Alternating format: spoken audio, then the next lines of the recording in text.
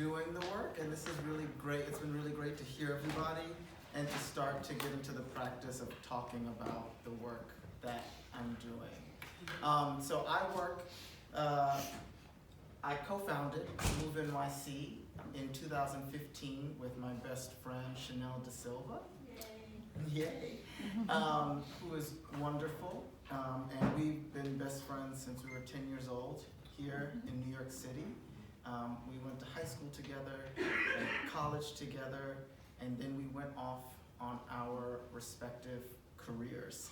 And during our careers, mine mostly in Europe, in Germany, and Sweden, before I came back to New York and joined Gibney Company, where I danced and was the former company director. Gilbert took over my job when I left that job. And we noticed, and Chanel danced for Trey McIntyre Project when he had his project-based company, when he had his full-time company. And we kind of noticed a glaring lack of diversity in the field, at least in the sectors of the field that we were in. And so we created Move NYC with a mission to cultivate greater diversity and equity in the dance field and beyond. We like to think of our work as exploring imagination. What if, we imagined a field in which exceptionally gifted dancers, no matter where they're from, have access to the best training. We imagine more artists who are empowered to bring their own cultural backgrounds to their specialized fields. We imagine more artists creating new ways to move the field forward. We imagine an art form that will connect with more people. And we imagine more spaces like this where more people can continue to imagine together. So first, we've talked so much. I've loved hearing everybody's presentations. And the first thing for us was not about starting an organization. We really first identified a need. And in 2013, while I was living in Sweden, dancing for the Gothenburg Opera Dance Company, which had 40 dancers, I was the only brown person in the company. And we've connected on our time in Scandinavia. Chanel was dancing for Trey McIntyre. She was also the only person of color in the company at the time.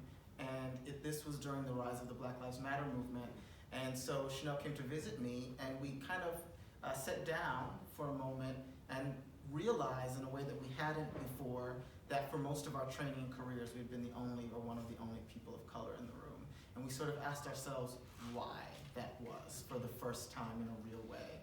And so we started asking company directors and college directors, college dance program directors, why we weren't seeing more people of color in these programs and in these companies. And the answers that we kept getting were that not that many people of color were applying to the companies and to the schools, and that the ones that were applying weren't ready. That was the word that people kept using, ready. And so we thought, okay, so we need to look at why that is. Because we can stop there and say, they're not applying, oh well. Or we can say, why aren't they applying? And how do we engage them to make them feel like that they're wanted here?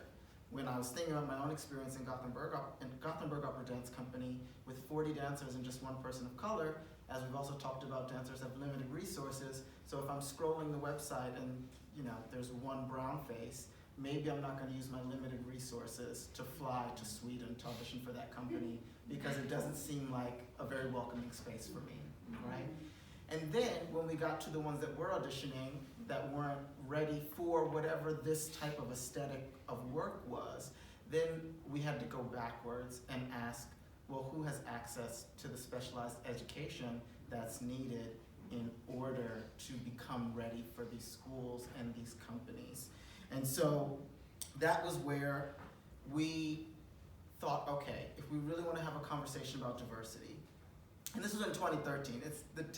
2015 we founded the organization. 2013 we started the seed of it. And it's been really interesting over the course of 12 years. None of the companies were talking about diversity at all. And then everybody was talking about diversity. And now everyone's over it again.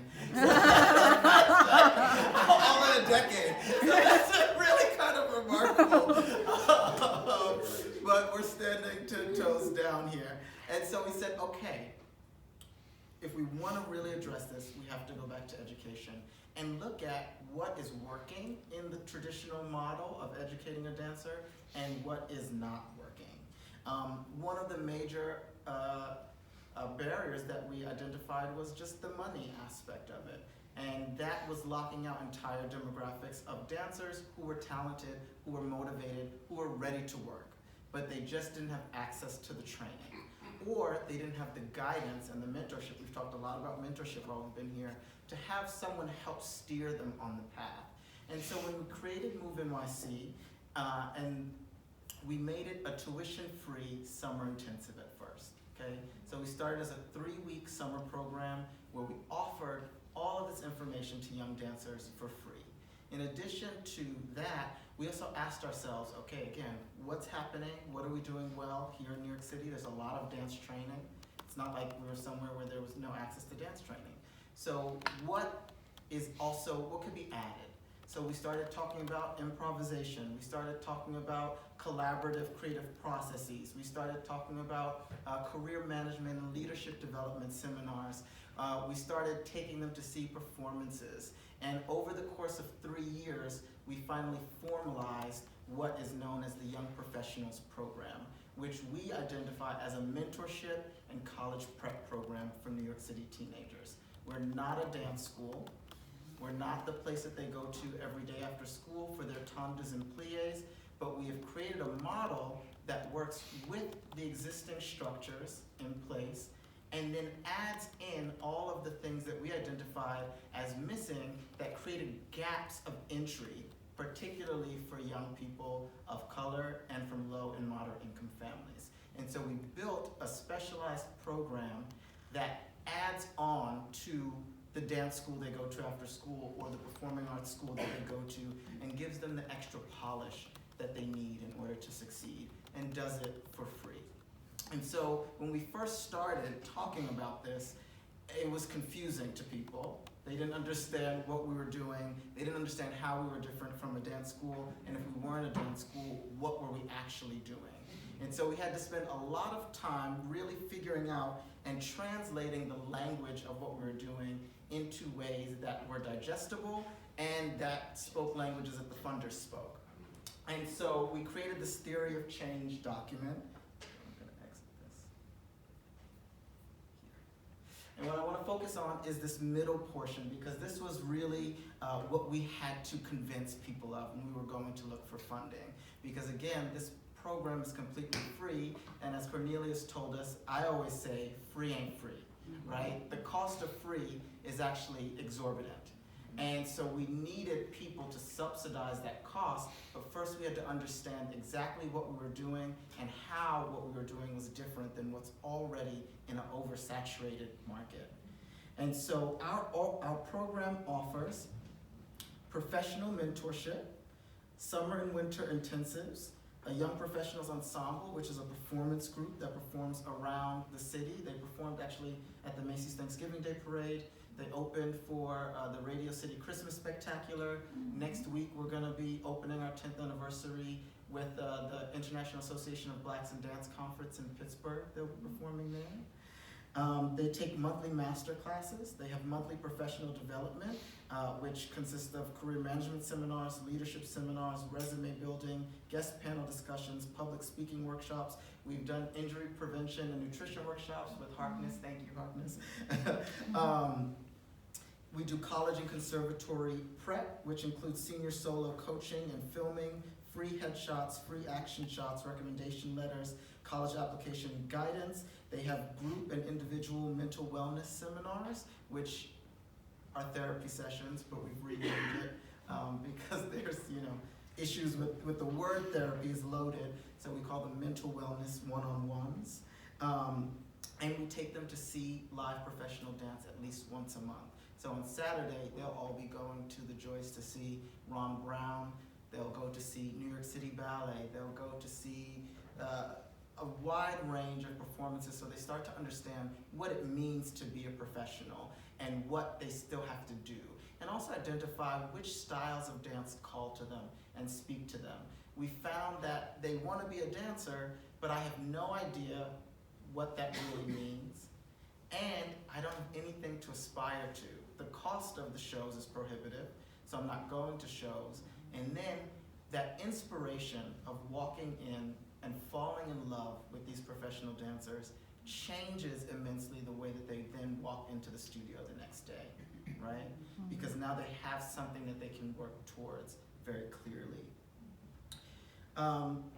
Also, we provide artistic advancement scholarships for them to train outside of Move NYC as well. So we're telling them, you have to train, you have to go to summer programs, they don't have the money, so we provide scholarships of up to $5,000 for them to train outside of the work that we're doing at Move as well.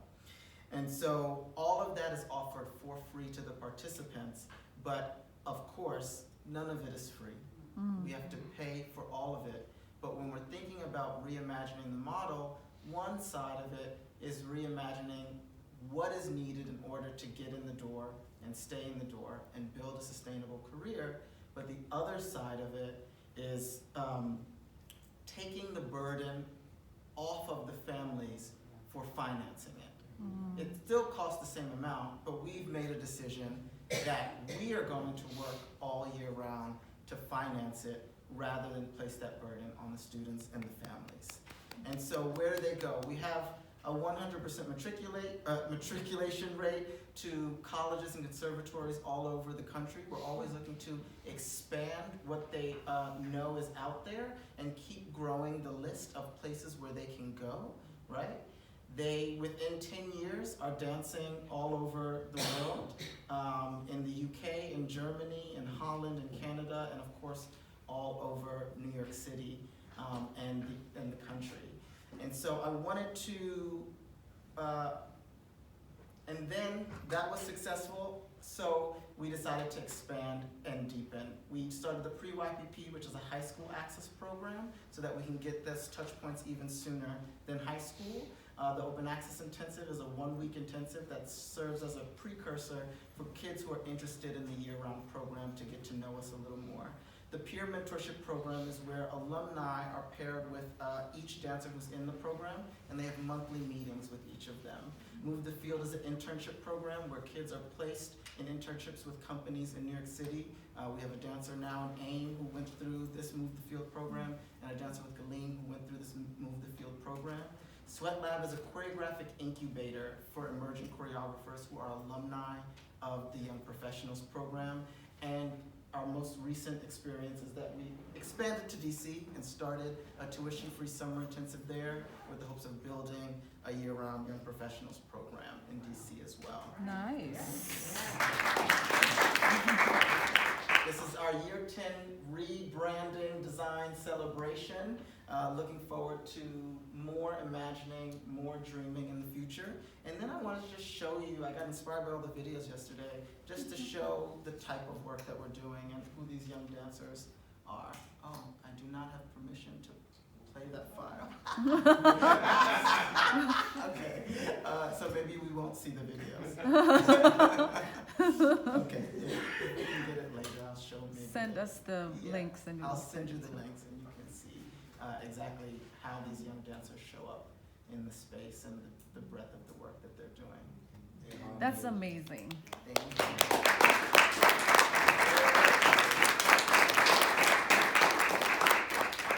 I just want to say I love your program. I love what you do with the kids. I love that you took them out of the country for the first time, I think. Yes, to Scotland. To Scotland, and they had some kids from Scotland come and work with you guys, right? That's right. We did an exchange with the Scottish Ballet Youth Exchange Program where they brought 10 of their dancers to New York City, and we did a creative process, and then we brought our 10 dancers to Glasgow, Scotland to finish the process, and then performed the work in the UK, in Birmingham, at a youth dance festival.